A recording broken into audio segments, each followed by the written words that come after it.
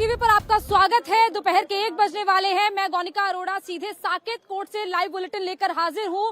उसी साकेत कोर्ट के बाहर जहां पर कुछ देर बाद श्रद्धा का बेरहमी से कत्ल करने वाले आफताब को कोर्ट में पेश किया जाएगा। आज आफताब की रिमांड मांगने के लिए दिल्ली पुलिस आफताब को दोबारा से साकेत कोर्ट लेकर आएगी। पहली बार जब पेश किया गया था तब किसी को जानकारी भी नहीं थी कि आफताब ने इस कदर श्रद्धा की हत्या की होगी, लेकिन आज जब यहाँ पर आफताब को पेश किया जाएगा तो दिल्ली पुलिस भी पूरी तरह फूंक फूंक का कदम रख रही है। सुरक्षा कोर्ट के बाहर कड़ी कर दी गई है और सिर्फ इंतजार है कि कब दिल्ली पुलिस यहाँ पर आफताब को लेकर आएगी और आफताब की रिमांड कोर्ट से मांगेगी, ताकि आफताब को रिमांड में लेकर और वक्त मांगा जाए ताकि पूछताछ की जा सके। ये सिर्फ एक छोटे से बेडरूम से मशरूम की खेती करके महीने का 50,000 कमा रही हैं। मशरूम खेती सीखनी है तो फ्रीडम ऐप को अभी डाउनलोड कीजिए। इस वक्त की बड़ी ब्रेकिंग खबर आपको बताते हैं कि आफताब ने श्रद्धा का कत्ल करने के बाद जो खून के धब्बे कमरे में थे उनको किस तरीके से साफ किया। ब्लीच पाउडर का इस्तेमाल करके खून के धब्बों को साफ किया ताकि फर्श पर या फिर दीवार पर किसी भी तरीके से खून के धब्बे, उसके निशान ना दिखाई दे, किसी को भी उस पर शक ना हो, क्योंकि श्रद्धा की हत्या के बाद आफताब के दोस्त और आफताब की कई महिला दोस्त भी उस कमरे में आई थी।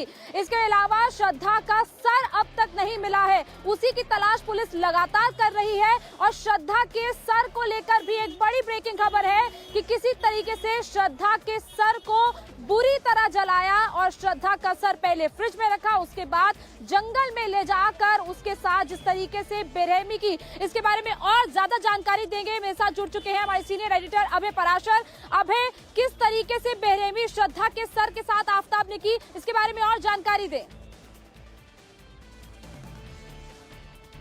देखिए, बिल्कुल बहुत बड़ा चौंकाने वाला खुलासा और इंडिया टीवी को उन सूत्रों से जानकारी मिली है जो अधिकारी सीधा आफताब से पूछताछ कर रहे हैं।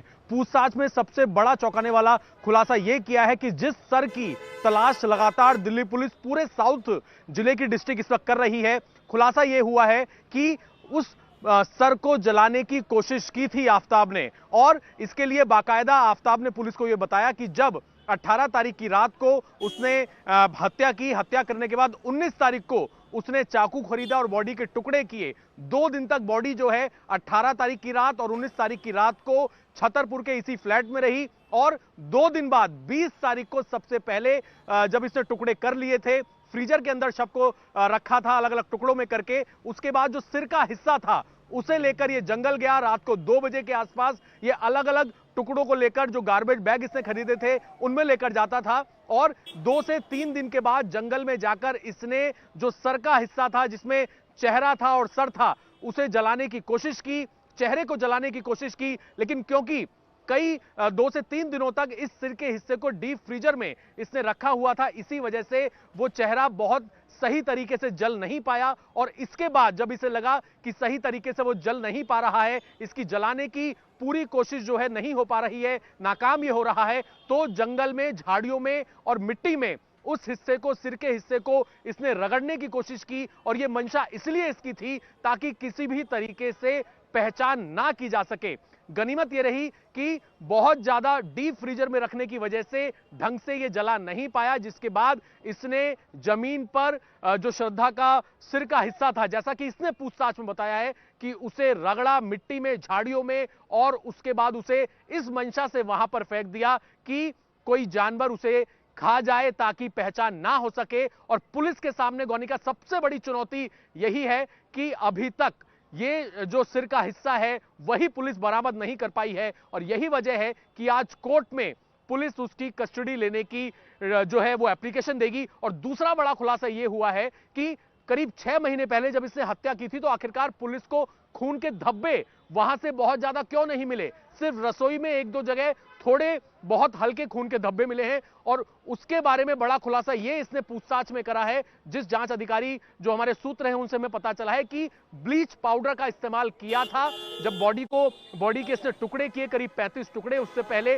पूरी बॉडी पर पानी में मिलाकर ब्लीच पाउडर लगाया था और ब्लीच पाउडर लगाने के बाद टुकड़े किए और ब्लीच पाउडर को सल्फर केमिकल में मिला के पूरे घर की और खास तौर पर बाथरूम की बहुत बारीकी से सफाई इसने करी थी। और 1-2 दिन नहीं, जब इसने टुकड़ों को ठिकाने लगा दिया था तो कई दिनों तक बाथरूम की, रसोई की और पूरे फ्लैट की इसने सल्फर और साथ में ब्लीच पाउडर मिला के सफाई की ताकि निशान पूरी तरीके से मिट पाएं।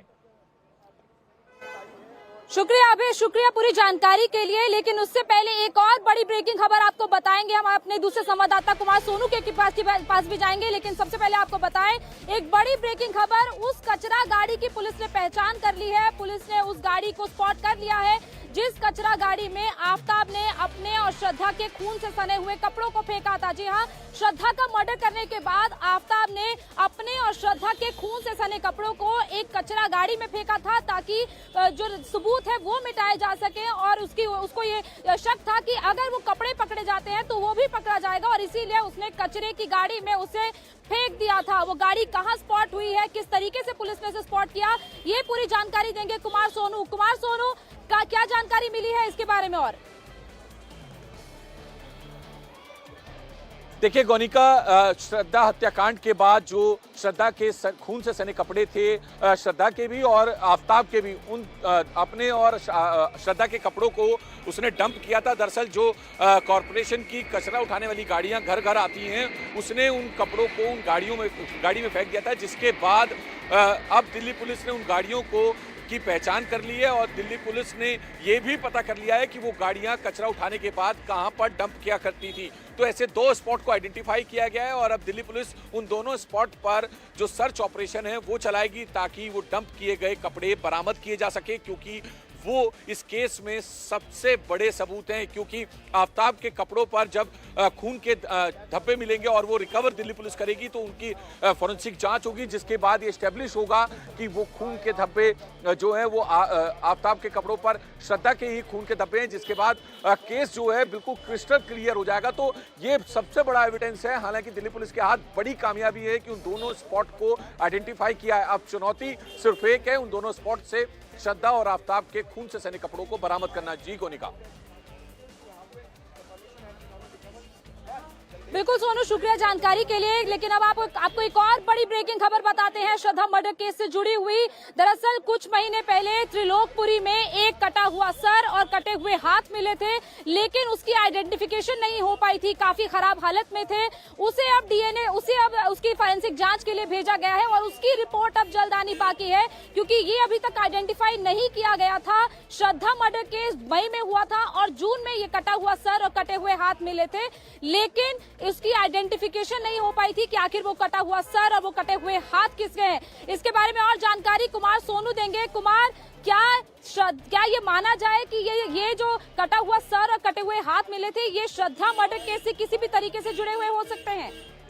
ये सिर्फ एक छोटे से बेडरूम से मशरूम की खेती करके महीने का 50,000 कमा रही हैं। मशरूम खेती सीखनी है तो फ्रीडम ऐप को अभी डाउनलोड कीजिए।